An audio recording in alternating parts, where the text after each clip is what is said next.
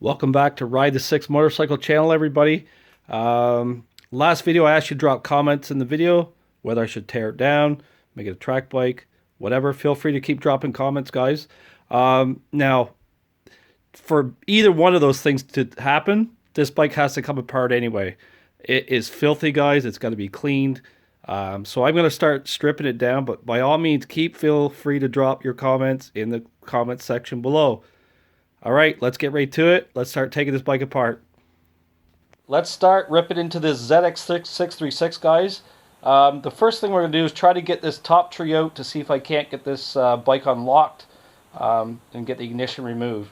I'm not sure if just taking the top plate off is going to be enough. I may have to drop the whole front end to get it to a level where I can just slide it out. Okay, so the first thing you want to do, if you want to protect your top nut, just take some electrical tape. Just go around the top nut there, guys, and it'll protect it a little bit. Now, the top nut on this bike is a 36 millimeter. I've already tested it and broke it free. This is on very tight, guys. You're looking at probably between 65 and 80 foot-pounds or more for the top nut. So I've already broke it free. You can see I'm just going to unscrew it here.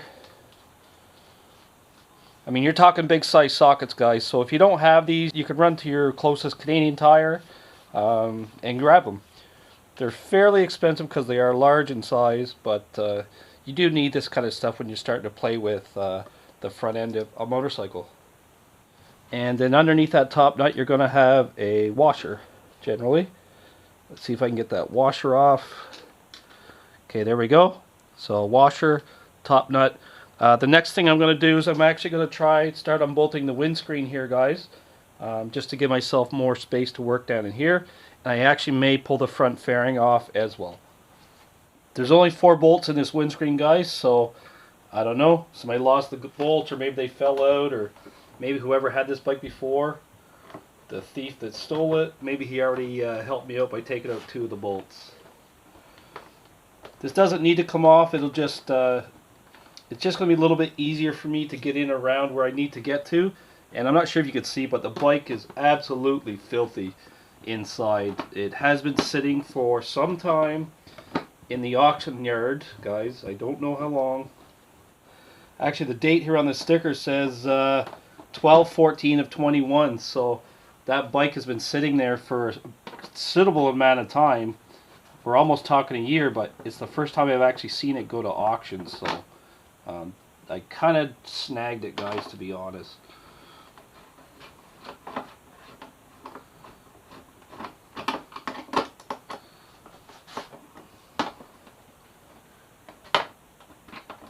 Alright, so we have 4 bolts. Our windscreen should just slide out. Beautiful. Yeah, take a look, guys. Look at the dirt. You can see it has been sitting quite some time. Right, so after getting the windscreen out, the next thing we're going to do here, guys, we're going to take off the top pinch bolts for the top triple tree that hold the forks in. I have the bike back on the ground, so I don't have it on my stand. So I'm not worried the forks are going to fall out or the front end's going to fall out. These are also on really tight, guys. This is a 6 millimeter hex bolt. So I use a socket extension because there's not a lot of room to get in here with a socket wrench or anything else. So I've already cracked them loose. You do have to put a bit of force into that as well, guys. So I'm going to loosen this babies off. I don't really need to take them all the way out, but we definitely need to loosen them. And on the other side, I've done the same thing. I've loosened it off already. I've cracked it. I'm just going to loosen it off.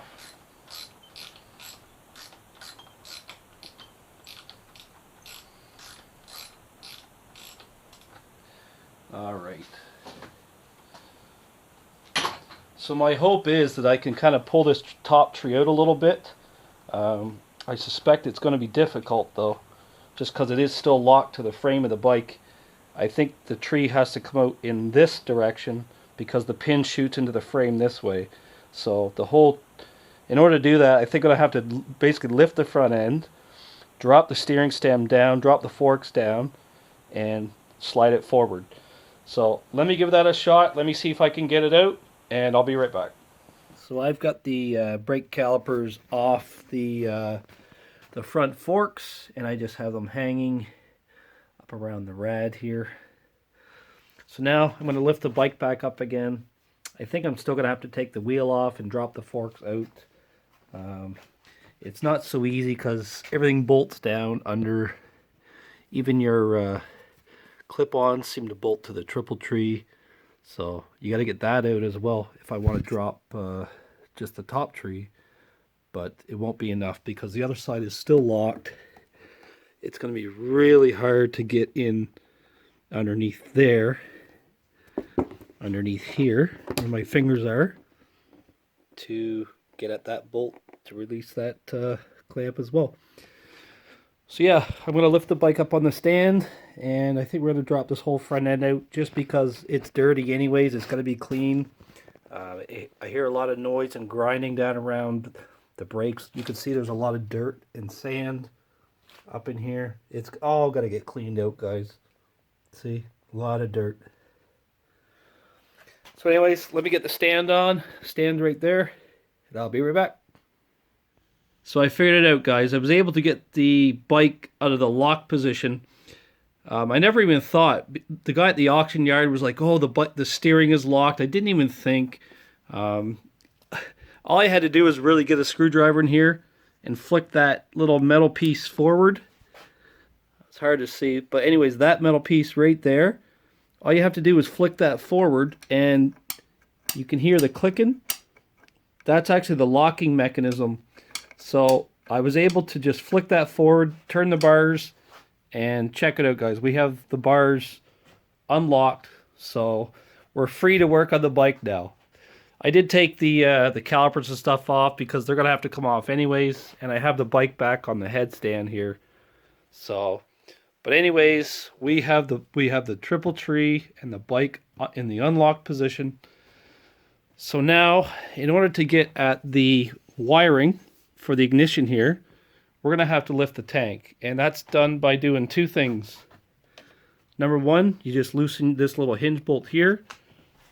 It appears that there's a couple bolts missing here because this is floating pretty freely.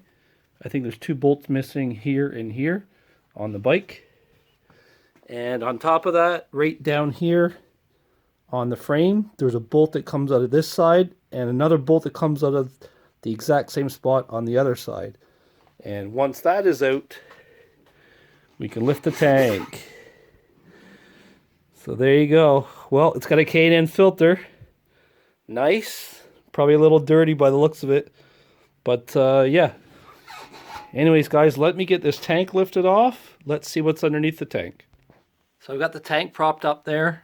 It's going to be a little hard to see, but there's an overflow hose way up in here. I don't know, my camera won't turn the light on a little bit. But anyways, there's an overflow hose here that I need to unclip. And then I'm going to get that tank lifted up. How do you like my tank prop, guys? Look familiar? Pretty much every bike you got to do something like this, propping your tank up. Yeah, I'm sorry to get the overflow hose off, guys. The next thing is the fuel line.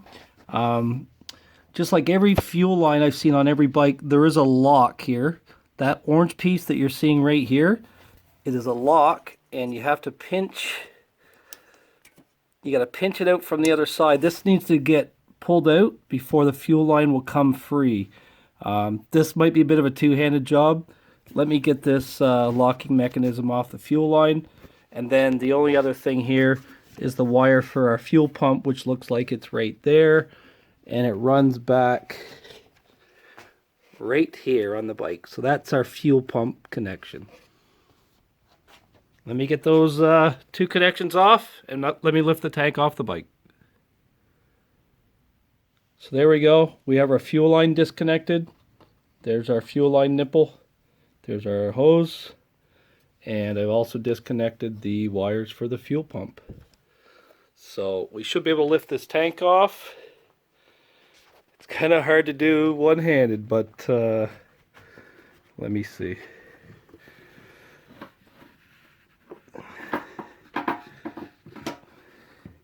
Yep, can't do it one-handed, guys. Let me move the tank. Right, fuel tank is off, guys. There was another connector here, actually. So there's two connectors here, and the fuel line and one overflow hose. So I have those all off. Now we can really get down into the guts of the bike. As you can see, it is quite dirty. This is the reason why I kind of want to take everything apart anyway. It's pretty dirty up in here. So I think the next thing, in order to get at this cable here, it looks like it's going to run down probably underneath the airbox somewhere. So I'm going to keep going. I'm going to keep taking stuff off the bike here. I might even clean it up along the way. Let's get this air filter box off. It looks like this air box here is all one big assembly, and it looks like you actually have to remove the fuel rail and everything from the top of the air box before you get the air box off. So I've unplugged the 4 little wires here and the 5th wire there. So that's off, but now I gotta unbolt the fuel rail, I believe, here. There's 1, 2, 3, 4, 5 bolts. We're just gonna get that out of the way. There's a hose here on the air box. And yeah, hopefully then I can get down inside here and get this old ignition disconnected. It's deep, deep, deep down under the air box, unfortunately, and all this has to come apart to get to it. Finally got the airbox off, guys. Do yourself a favor when you work with the airbox on this ZX-636. Make sure you loosen these off pretty good. It does hold the airbox pretty tight. So there's 4 there. You get them from each side. You could see here, 2 from this side, 2 from this side. And then you got a couple hoses on the airbox you got to take off. There's 1 right there, I believe. 1 there. And then another little hose right here. So once you have that done, we now have access into this our ignition cable right here. So now I can get that ignition disconnected and I can get that top tree off the bike. And you can see it's a little dirty in there. Sorry guys, it's a bit dark. My lighting still sucks. Maybe that's a winter project for me. Get some extra light in here. It's a bit dirty. So we'll clean her all up. We'll put her back together after we get the ignition in. And then I'd like to actually see if it starts, guys. I think I'm pretty optimistic, actually. If I look down in here, it's actually pretty clean down in here. I expected it to be dirty there, but it's very clean. So very optimistic that once we get everything back on the bike here, I think she's going to turn over. There we go. We have our ignition cable unplugged from the main harness. And now we need to lift our top tree off. I've already unbolted the clip-ons from the top tree. There's a bolt that goes right here. And then same on the other side. There's a bolt that goes right here. So with these unbolted, I should be able to lift that top tree off. I can't film and record it, so let me just take both hands, flip this top tree off, and I will be right back. There we go, guys. I managed to wiggle the top tree free, and there we go. So there's your ignition. So the ignition itself wasn't damaged anywhere else except for the top piece, and unfortunately that has to be replaced. Now the good news is I went and picked up a used ignition from a guy that lives pretty close to me. I picked that up last night. Let me go grab that ignition. I need to take this cover off right here and put that on the other ignition piece. Right, there's the old ignition, guys. This is the used ignition I picked up from a guy local to me. I have to switch out this little back piece here. And there's 2 little tiny screws. I'm not sure if you can see, but these are T10 security type Torx bits. Luckily, I'm a security guy, and I actually have that bit. You can see how small it is, guys, and it has to have a pin in the center as well. It's going to be really hard for the camera to focus on it. But these screws have a pin in the center. So I'm going to get that little cover flipped over to the other ignition here. And then I'm going to plug this thing in. We're going to see if there's any chance that this bike can fire up. All right, there we go, guys. I have the rear cover of my ignition. So I've got these two little screws out of my old ignition.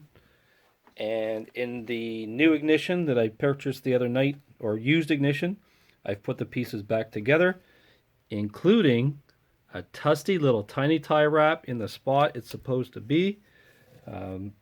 This ignition is now technically fully functional. I'm going to plug it back into the bike. I have a battery on the bike right now. Let's go take a look.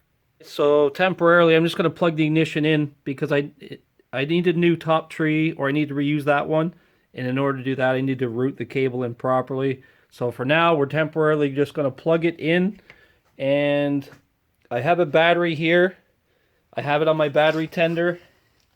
It's been charging kind of overnight, so I know the battery's topped up.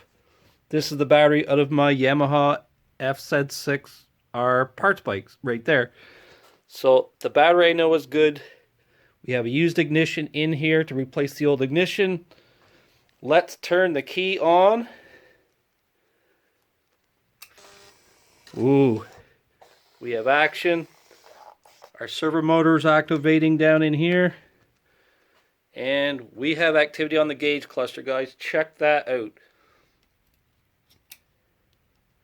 Let's start her up. Let's do it again. Beautiful. So that's very, very good news, guys. Even though this was a theft recovery bike, it looks like we actually have proper wiring and stuff. I don't see any wiring that's jacked up anywhere on the bike. So the next step is probably to kind of piece all this stuff together and see if it's going to start. You can see it's flashing fuel because I have the fuel pump and everything else disconnected from the bike. So the bike does have juice. That's one step in the right direction, guys. Beautiful. I can see down here too, my my throttle bodies are, let's see here. I think the throttle bodies were actually opening and closing as well. Take a quick look.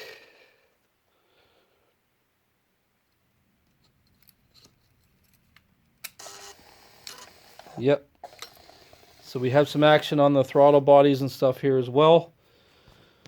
Okay, guys. So yeah, we are going full steam ahead. The next step is going to be to kind of piece this back together. I'm going to do a little cleanup on it first. I don't want to have to open this again. That's going to be the end of this episode. Episode 2 of our 2006 ZX Ninja 636 rebuild. I have my ignition run through the proper way, the new ignition. I'm just going to clamp it down. There's a little clamp here that just holds that wiring in place. And I just have the ignition outside so I can attach it back to the top tree when I'm ready. Big shout out to Martin, who commented from the first video that this is actually a Scorpio alarm system.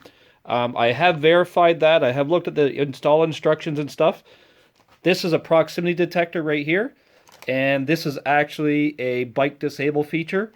And I'm not sure exactly what they're disabling, but it's usually the fuel line or the wire for the fuel injection module. Something to that effect anyways. But you can see this module has interrupted some signal on the harness here. So I may just remove that because I do not have the key fob to activate this thing. So the bike may not start with this the way it is wired up at the moment. So I do find it kind of ironic that this bike was stolen, even though it has apparently one of the best alarm systems going out there for a motorcycle. Now that being said, because the bike hasn't been crashed, it's a good chance that they couldn't get the bike started or they couldn't figure out how this works and the bike wasn't ridden. And maybe that's why the bike is probably not damaged like a lot of other bikes that go to auction. So Maybe it did a good thing, guys. I don't know, but I just find it very ironic. This bike had a full alarm system on it, and yet the bike was still stolen. So it just goes to show you guys, this is only a deterrent. This is not going to prevent someone from stealing anything that you have. It's only a deterrent. So that's the best you can do with thieves, and we all hate thieves. I'm cleaning this bike up. I'm going to put the airbox back in it for the next video, and we're going to see if this bike's going to start. Plain and simple. All right, guys, thanks for tuning in. Don't forget to like, subscribe, and if you're still riding, ride safe.